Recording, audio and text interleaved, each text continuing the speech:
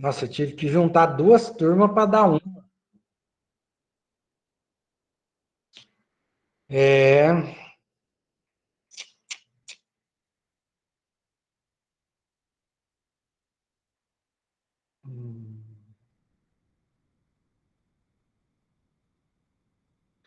Vamos lá, vamos lá. Bom dia. Deixa eu pegar mais um golinho de água aqui, que a garganta está seca.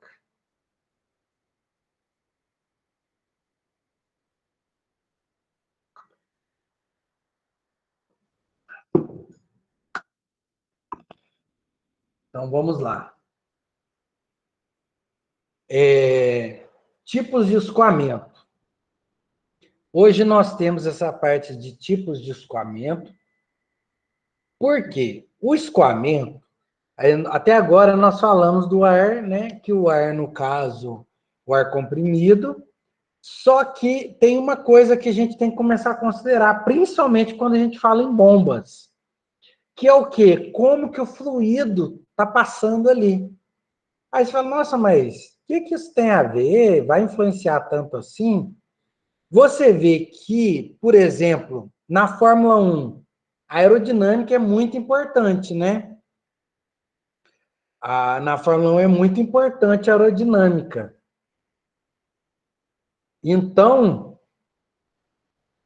que acontece? O fluxo do ar em volta dos aerofólios, dos spoilers do carro, é muito importante. Então, o escoamento do ar em volta ali interfere bastante. Seja para segurar o carro no chão, para ele não perder o rumo na curva.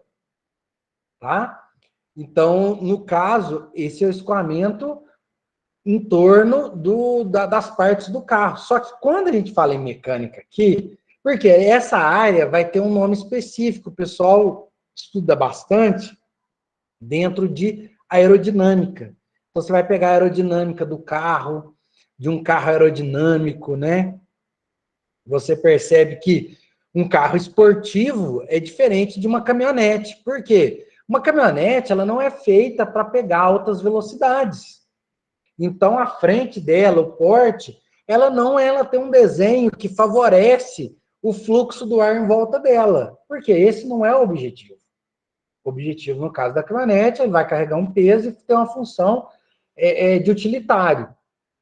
Então, no caso de um carro esportivo, a função ele tem que o quê? Ter um formato que vai facilitar o escoamento do ar em volta dele.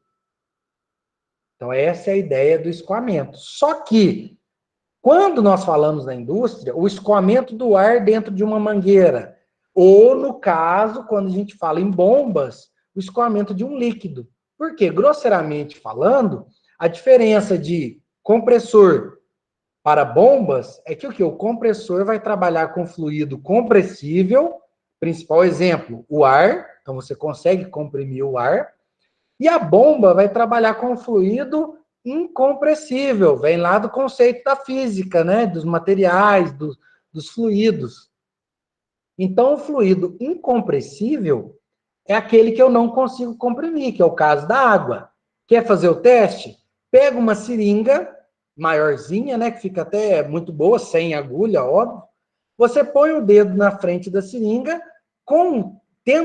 puxa ela até, abre ela, né, sem estar o dedo, tira o dedo, abre a seringa, põe o dedo em cima, com o ar, você vai perceber que você vai conseguir comprimir um pouco. O êmbolo vai avançar um pouco, tal, que chega num ponto que você não consegue permanecer com o dedo na ponta da seringa, né? Ou você não consegue apertar no êmbolo. Aí você faz outro teste. Você enche a seringa com água e faz o mesmo movimento. Encheu ela toda, abrindo, enchendo ela de água. E põe o dedo também. Você vai perceber que não vai conseguir fazer muito, muito, muito, muito longe do que você fez com ar. Você vai perceber que não vai ter como. A água está lá dentro, vai ser como se você estivesse tentando empurrar uma pedra ali dentro. Por quê? Porque ela não comprime. Então, a água, o líquido, não vai comprimir. O gás, eu já consigo comprimir. Por quê? Porque a gente lembra lá da física, né? O estado da matéria, gasoso e o líquido, então o ar, as moléculas estão afastadas, tem um espaço entre elas, então eu consigo compactar, comprimir. No caso do líquido, não, elas já estão mais juntas ali, eu não tenho mais essa compressibilidade. Bom, então nesse caso aí, o que acontece? Essa diferença de bomba e compressor. Então, nós vamos ver que nos escoamentos já vai interessar como que está fluindo, como que está o líquido, no caso das bombas, está escoando. Seja, por exemplo, se você estiver observando um rio, então é interessante que se você olhar um córrego flui de um jeito. Se você olhar o rio corre de outro jeito. Por quê? Por causa da característica da onde o líquido está escoando. Então, o tipo de escoamento, muitas das vezes, é interferido se tem um obstáculo no meio, igual o aerofólio do carro. Se o carro de Fórmula 1 perde um pedaço daquele aerofólio, a característica, toda a dinâmica do carro vai ter menos força, o carro não vai segurar tão bem ali na curva, ele vai ter que andar bem mais devagar. Então, tem todos esses problemas. Tá? Então, vamos lá. Tipos de escoamento. O escoamento é uma mudança na forma do fluido sujeito à ação de uma tensão de cisalhamento. Porque o escoamento, o líquido, toda vez que o líquido se deforma, é como se a gente estivesse tentando cisalhar ele. Como se você pegasse, por exemplo, um pão e quer cortar ele. Você está cisalhando, você está cortando ele. Então, no caso do escoamento, quando alguém que for estudar bem as moléculas ali, bem a fundo, a dinâmica de um escoamento, estuda esse conceito de cisalhamento do escoamento, tá? Essa tensão de cisalhamento que faz o quê? Que faz um fluido virar uma gota. Quando você vai pingar, por que eu vou pingar uma gota de mel é grande comparada com uma gota de água? Porque a tensão de cisalhamento em torno daquele líquido, daquele fluido, é diferente no mel e da água, certo? Por isso que você tem fluidos que tem gota maior e gotas menores. O segundo conceito aqui, a fluidez é a capacidade de um fluido escoar. Então, se um fluido tem muita fluidez, quer dizer que ele escorre com facilidade, que ele flui com facilidade. Se você tem um escoamento cujo fluido tem pouca fluidez, aí vai entrar num outro conceito que vocês veem em lubrificação, que é o quê? A viscosidade do fluido. No caso, lá em lubrificação, geralmente é do óleo ou da graxa, né? Só que na graxa tem uma outra característica que não a viscosidade, é a consistência. Então, no caso, a fluidez está diretamente relacionada com a viscosidade do fluido. Certo? Então, nós temos o principal deles, o mais certinho, que seria o escoamento laminar. Então, quer dizer, se está fluindo tudo corretamente, você está em um escoamento laminar. Que acontece de que forma? Se você observar aí na imagem, você percebe que todos os vetores de direção desse escoamento, dentro, nesse exemplo, como se você estivesse olhando um córrego por cima, ou como se você estivesse olhando um tubo de lado, né? Como se desse para observar o tubo em corte, né? Como se fosse em corte, né? Se cortar, o fluido vai escoar, vai escorrer, não vai ficar no tubo. Mas, então, esse aqui é como se fosse um córrego olhando por cima. E o fluido laminar, ele vai escoar todos no mesmo sentido, ó, tudo certinho. Os vetores de direção estão todos organizados no mesmo sentido e direção.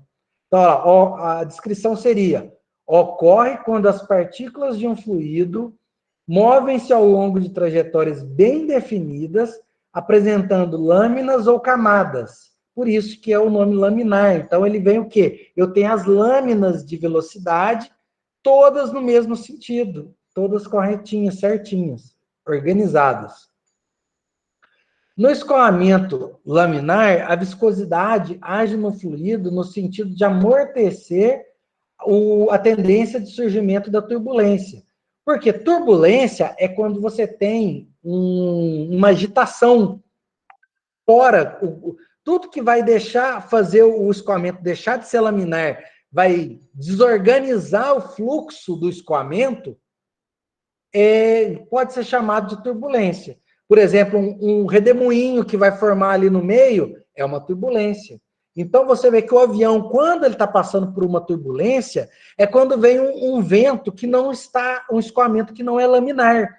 Então, ele bagunça um pouco o funcionamento o escoamento do avião. Então, vem aquele escoamento meio bagunçado, não é laminar, é onde vem a turbulência no avião. Por quê?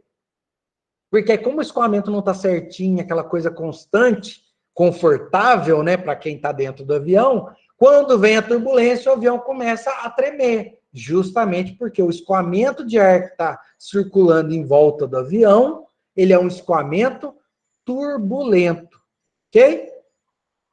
Então, eu tenho escoamento laminar, tudo certinho, retinho. Esse escoamento ocorre geralmente a baixas velocidades e em fluidos que apresentem grande viscosidade. Quer dizer, se o líquido escoa com muita facilidade, com a viscosidade muito baixa, lembrar que a viscosidade é o contrário da fluidez. Quanto mais fluido, menos viscoso. Quanto menos viscoso, mais fluidez tem o líquido. Bom? Então, esse daqui é o laminar. O turbulento, olha a diferença das setas do escoamento aqui, como que está fluindo o escoamento dentro do escoamento turbulento. Então, nós temos aqui, ocorre quando as partículas de um fluido não se movem ao longo de trajetórias bem definidas, ou seja, as partículas descrevem trajetórias irregulares, que é o contrário do laminar. Então, esses dois tipos de escoamento são os dois principais que vocês têm que ter em mente, tá? Que é o escoamento laminar e o turbulento. Por quê? Porque nós vamos ver que esses dois escoamentos têm um intermediário entre os dois que vai ser uma referência quando nós fizermos cálculo de bomba, certo? Então, tem uma parte de cálculo de escoamento em bombas que é importante vocês terem em mente o conceito do laminar e do turbulento. Tá bom? Então, antes de entrar dentro de alguns cálculos e dimensionamento de bombas, nós primeiro falamos alguns conceitos dentro da área dessa parte de hidráulica, né? Hidrostática. Lembrando que é base da parte de bombas, você tem que conhecer a parte de hidrostática, né?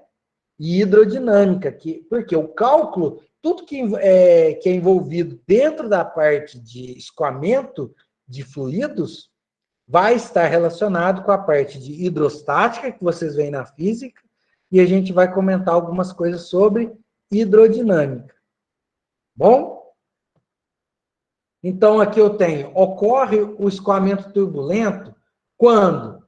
Ocorre quando as partículas de um fluido não se movem ao longo de trajetórias bem definidas, né, irregulares, com movimento aleatório, produzindo uma transferência de quantidade de movimento entre regiões de massa líquida. Esse escoamento é comum na água, cuja viscosidade é relativamente baixa. Então, você percebe, como que eu percebo esse escoamento sendo comum na água? Como que eu percebo isso? É simples. Quando você, por exemplo, abre a torneira do tanque.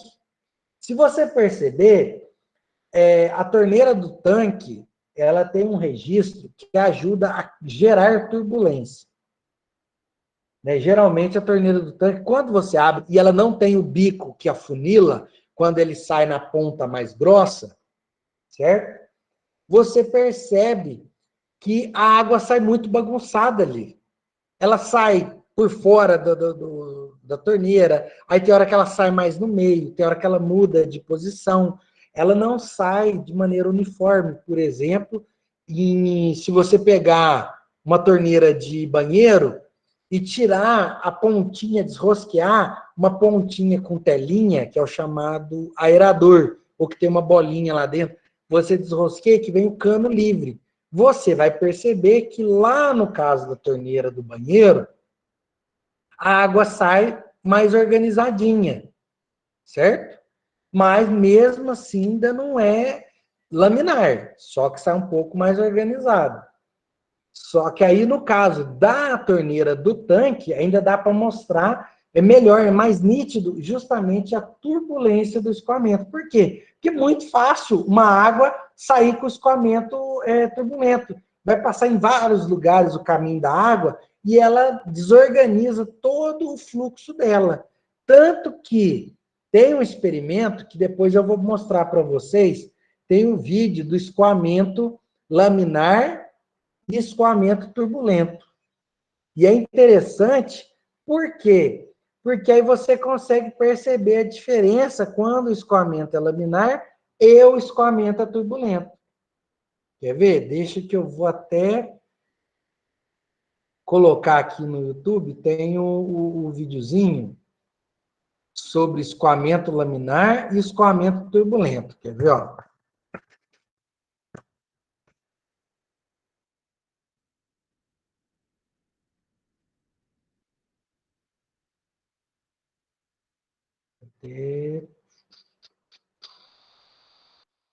Joia. Aí tem um aqui que dá para quebrar o galho, que eu vou colocar para vocês.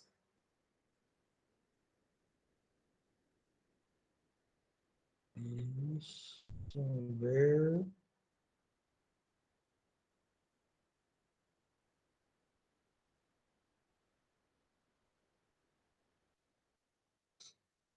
Ver, só para a gente poder ilustrar esses dois. Tá, volta aqui para a apresentação. Aqui, não. Aqui, aqui. Viu? Aguarda um pouquinho, gente. Eu nem vou pôr som no vídeo para não atrapalhar. Esperar compartilhar.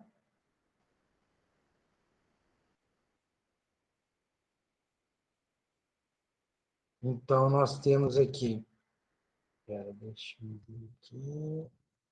Então, ó, pessoal, eu vou startar aqui, ó.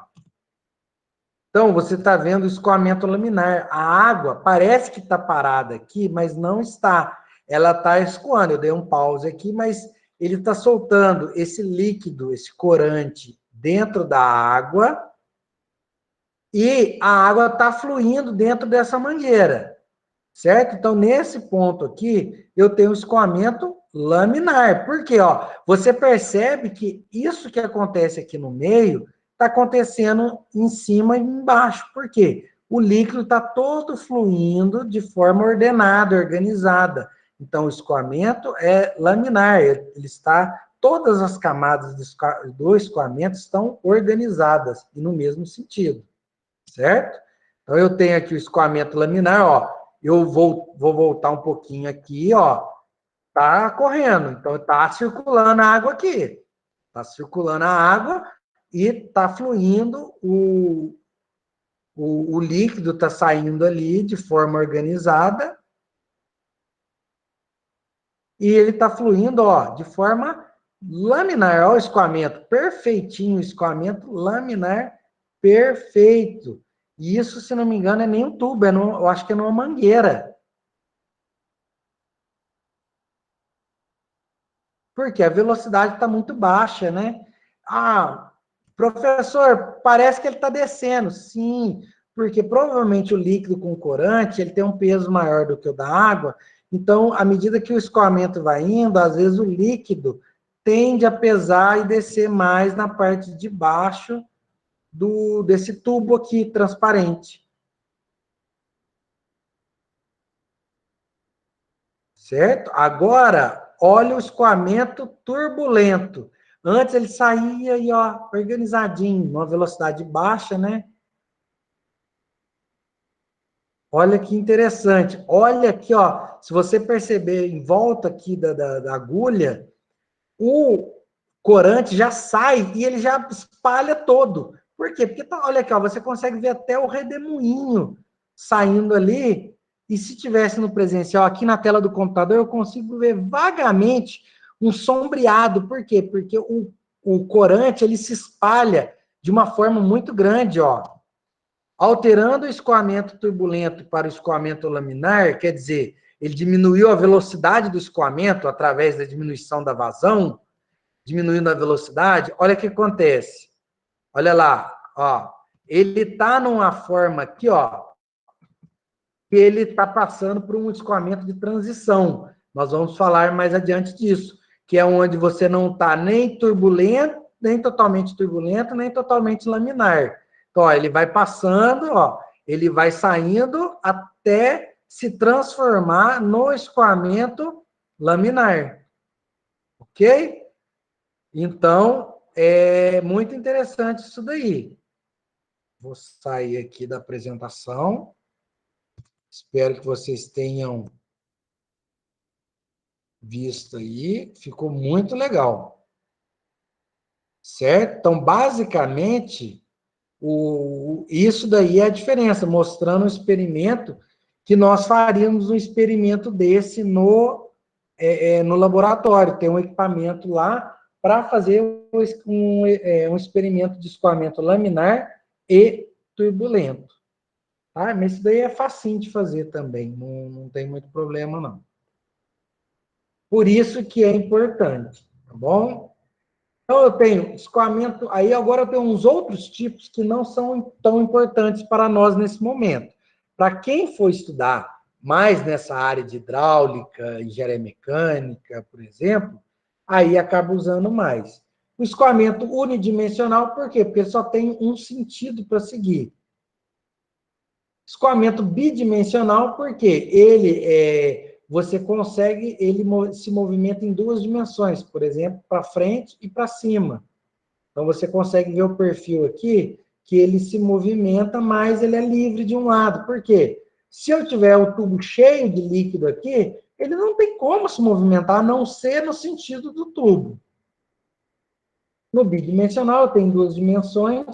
Escoamento rotacional, por quê? Porque ele fica girando, ele tem essa tendência de rotacionar, de várias rotações surgirem ao longo do seu escoamento, certo? Seria como se fosse como se fosse um escoamento turbulento, meio que organizado.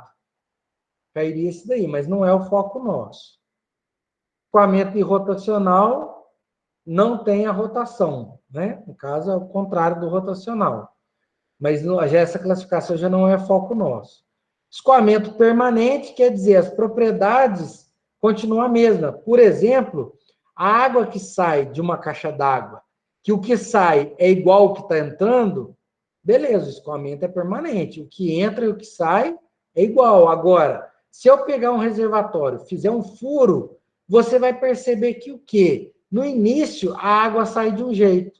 Quando, é igual um filtro de barro. Quando o filtro está cheio, a água sai de um jeito. Quando aquela água está próxima, perto do furo, aonde você recolhe a água da torneirinha, você percebe que a água sai mais fraca. A quantidade que sai é menor. Então, quer dizer, as características do escoamento, pensando aqui na ponta que está saindo, as características do escoamento não são permanentes. Então, permanente é aquilo que o que entra é igual ao que sai. Então, o escoamento permanece o mesmo. No regime que não é permanente, é o regime transitório. Por quê? Porque ele varia as propriedades, as características do escoamento varia de um instante para outro. Certo? O escoamento uniforme, você vai perceber que o quê? Entra muito na seção do escoamento laminar.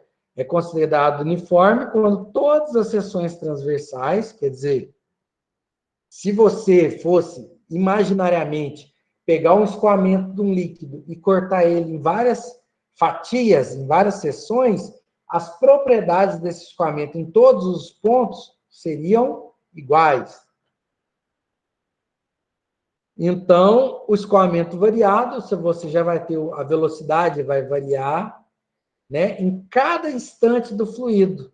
Porque em cada ponto ele varia, então o escoamento é variado, não é uniforme. E o escoamento livre é o que acontece em contato com a atmosfera, é o que tem em rios, córregos e outros. Por quê? Porque ele não vai seguir um padrão, porque o formato aonde está escoando o escoamento, ele é livre, ele não tem forma específica. Tá? E o escoamento forçado é quando você tem tudo fechado, que são as tubulações, que é aquele caso do unidimensional. O unidimensional geralmente coincide com o escoamento forçado. Tá? Depois, nós entramos no experimento de Reynolds, que é uma coisa muito interessante. O que é o experimento de Reynolds? Ele fez justamente um reservatório com um corante, um fluido. Eu tenho um líquido dentro desse reservatório. Aí, no que eu abro aqui o meu registro, esse líquido que está aqui dentro, ele vai escoar. E à medida que eu ajusto,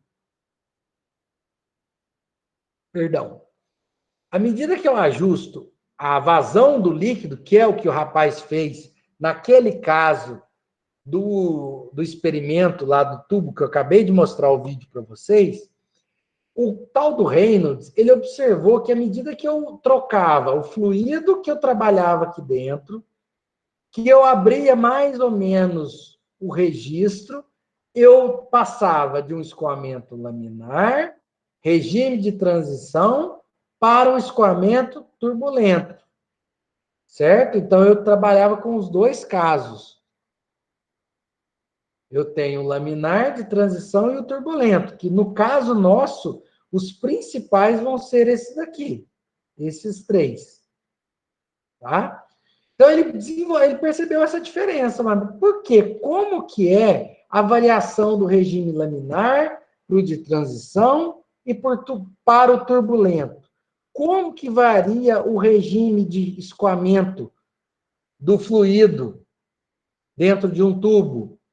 Aí você percebe que é o esquema do experimento, né? Eu tenho a vazão de líquido, eu tenho o corante que vai passar aqui, vai fluir dentro desse escoamento, né? E aqui eu tenho lá reservatório do corante, número 1, aqui em cima, número 2, válvula de controle da vazão de corante. 4, eu tenho um injetor de corante. 5, eu tenho esse bocal aqui que ajuda a organizar o escoamento. Para quê? Para facilitar que ele seja laminar. Se ele for ser turbulento, vai ser turbulento, beleza? Mas eu não posso favorecer a turbulência na entrada do líquido. Então, tem todo um projeto de engenharia, todo um raciocínio para que esse bocal seja nesse formato. Número 6, tubo de vidro, para você observar o escoamento. E 7, a válvula de controle da vazão da água que está fluindo ou do líquido que está fluindo desse experimento. Então, com o experimento do Reynolds, o que acontece? Consiste na injeção no corante, na posição central de um escoamento, na posição central, aqui o ponto-chave, ó. Posição central de um escoamento de água interno a um tubo circular de vidro transparente. Então, o que acontece? O comportamento do filete do corante ao longo do escoamento no tubo define 3 características distintas. Então, você vai perceber que o que é laminar ou é turbulento é o escoamento do filete do corante. Mas espera, eu tenho 3 características distintas que vão definir esse escoamento. Opa, como assim? Então, lá em 1900, lá vai bolinha, você vai ter o quê? Na época que o Reynolds desenvolveu isso daí, ele não tinha smartphone, ele não tinha televisão, malemar se tivesse na época era rádio. O que acontece? O cara estudou justamente todo o desenvolvimento de bombas hidráulicas de hoje em dia, de várias áreas na área de escoamento de fluidos, está relacionado com o estudo do Reynolds, que, a partir desse experimento, chegamos no quê?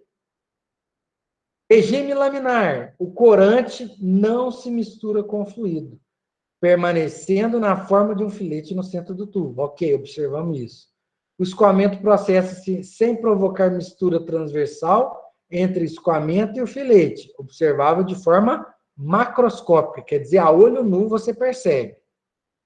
Como não há mistura, o escoamento aparenta ocorrer como se fossem lâminas, como se fossem camadas, que deslizam uma sobre a outra. Em de transição, a gente vai perceber o que a gente falou. Ele não é retilíneo, ele continua meio retilíneo, mas sofrendo ondulações, até chegar no turbulento, onde você tem uma mistura transversal intensa e ele espalha rapidamente no escoamento corante. Certo? Então, você não consegue perceber os movimentos aleatórios. Certo? É uma bagunça. Há mistura intensa e movimentação desordenada. Beleza? Então, o que acontece? O cara, o Reynolds, pensando em tudo isso que nós observamos no experimento, ele estudou e desenvolveu. E quem for, por exemplo, estudar engenharia mecânica, consegue observar como que ele desenvolveu isso daí. É muito legal. Tá? Então, para escoamentos em dutos cilíndricos circulares, o tubo normal nosso. Reynolds determinou que há uma relação. Então, ele conseguiu ligar quem? O diâmetro do tubo. Então, ele consegue ligar o diâmetro do tubo, a velocidade média do escoamento e a viscosidade cinemática do fluido. Opa! Certo? Então, ele conseguiu associar essas três características do tubo, do meio aonde ele está escorrendo. Então, do tubo, o material do tubo e qual o fluido que está escoando por ali. Né? Então, ele tem características do diâmetro do tubo, a velocidade média do escoamento e a velocidade cinemática que está relacionado com onde ele está escoando e qual fluido que está trabalhando ali. Bom? Então, o que acontece? Essa relação desses três parâmetros foi estabelecida e foi gerado um famoso dentro dessa área, que é o número de Reynolds. Opa, estou clicando sem querer. Então, foi descoberto o tal do número de Reynolds. Ele desenvolveu esse número para quê? Para justamente estudar o escoamento. Então, aqui eu tenho uma relação, ó. Número de Reynolds, RE, é igual a quem? Velocidade média do escoamento, que é o U, vezes o diâmetro do tubo, dividido pela viscosidade cinemática do escoamento, certo? Então, eu tenho que, nesse caso aí, o que o cara pensou? O experimento de Reynolds permitiu determinar o significado dos grupos. Isso daqui não é o foco nosso. Mas, com esse estudo que saiu no número de Reynolds, você tem que, quando o Reynolds é menor, o regime é laminar. Quando o Reynolds é maior, o regime é turbulento. Certo? Aí nós vamos ainda falar disso daí. O que é a diferença de um para o outro aí? Como que acontece isso daí? Tá?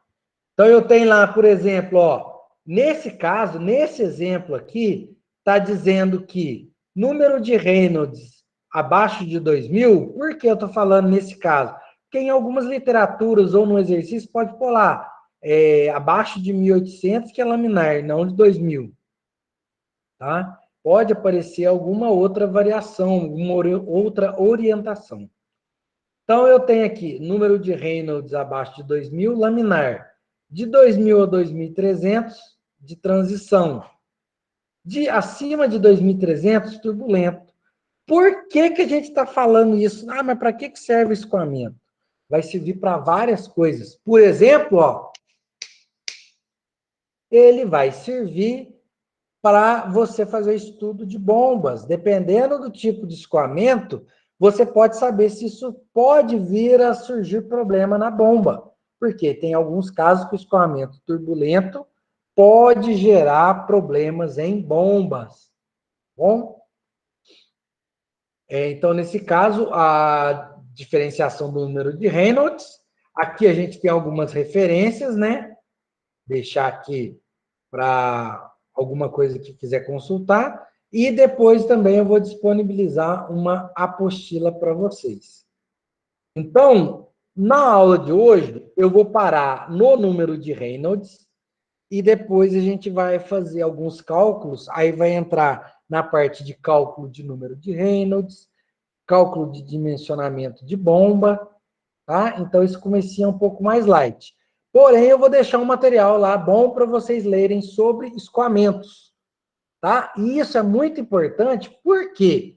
Porque tem uma coisa dentro de bombas, que nós vamos ver, que chama perda de carga. Então, se você já ouviu falar, ou no livro, eu vou passar um livro que fala sobre perda de carga, é muito interessante. Por quê? Porque você vai perceber que, por exemplo, se você tem água numa caixa d'água na pressão, a altura que a sua caixa d'água está, te gera uma certa pressão. Só que se você colocar muita curva, muito tubo, e quiser levar essa água muito longe, você vai perder aquela pressão que você tem. Aquela pressão vai chegar mais fraquinha. Se você usar um tubo muito fininho, ao invés da sua água fluir mais laminar, ela vai fluir mais turbulenta. Consequentemente, você acaba perdendo energia do escoamento. Essa energia que você perde é na forma de pressão. Então, digamos que você vai ter que levar a água para um lugar alto. Se você não pensar na perda de carga, na perda de energia que tem para empurrar essa água até lá em cima, o que vai acontecer? Você vai perder pressão, quer dizer que você vai colocar uma coisa muito próxima do que você precisa e no final das contas pode ser que não consiga nem chegar a levar sua água na onde você precisa. Sua bomba não vai ser suficiente. Então, são coisas a se observar quando nós falamos em bombas, igual que a gente pegar o gancho do finalzinho que a gente falou de compressores, né? Que dependendo da onde você vai aplicar os compressores, você tem que ter uma margem, tem que trabalhar com um compressor que vai mandar mais ar do que você precisa. Porque se você acontecer algum problema, tiver alguma perda de gás ali, perda de pressão, perda de ar, por exemplo, de ar comprimido, você não vai ficar sem ar. Só que agora a gente está falando de líquidos.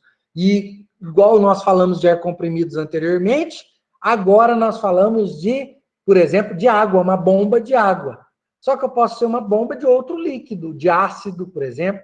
Então, eu tenho que bombear um ácido. Então, o material da minha bomba provavelmente vai ser diferente do que um material de uma bomba que vai bombear água, simplesmente água, que é muito menos agressiva, por exemplo, do que um ácido sulfúrico, do que uma soda cáustica, né?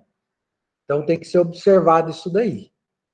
Pessoal, fico aberto a dúvidas, então, e por hoje é só nosso encontro aí. Tá bom, pessoal? Não esqueçam de dar eu vou ver se eu coloco na parte da tarde hoje apostilas, um material para estudo, tá bom? E semana que vem nós continuamos dentro dessa parte. Sabendo que, só lembra, não, eu já falei, a parte do processo de fabricação é só do terceiro ano. Tá, pessoal? Então, por enquanto, é só nessa parte de máquinas e motores. Espero que todos tenham ido bem. Eu modifiquei lá, vou estender até umas 4 horas, mais ou menos, o questionário, porque eu modifiquei lá para quem estava tendo problema com o e-mail institucional. Eu alterei algumas configurações, espero que resolva, porque não sei como tinha gente entrando com e-mail institucional e pedindo permissão. Utilizando o e-mail institucional, não era para pedir permissão. Então, eu não estou liberando nada lá, porque é para ser utilizado em e-mail institucional. Tá bom? Agora, os questionários todos nós vamos fazer. Então, eu peço que, encarecidamente, foquem nisso daí. Tá bom? Um grande abraço para vocês. Estou aqui com saudade de escutar a voz de vocês também, porque fica todo mundo mudo aí. E agora fico na guarda esperando alguma dúvida ou pessoal, todo mundo sair. Tá bom? Grande abraço aí, pessoal, e até a próxima. Vou interromper aqui a gravação.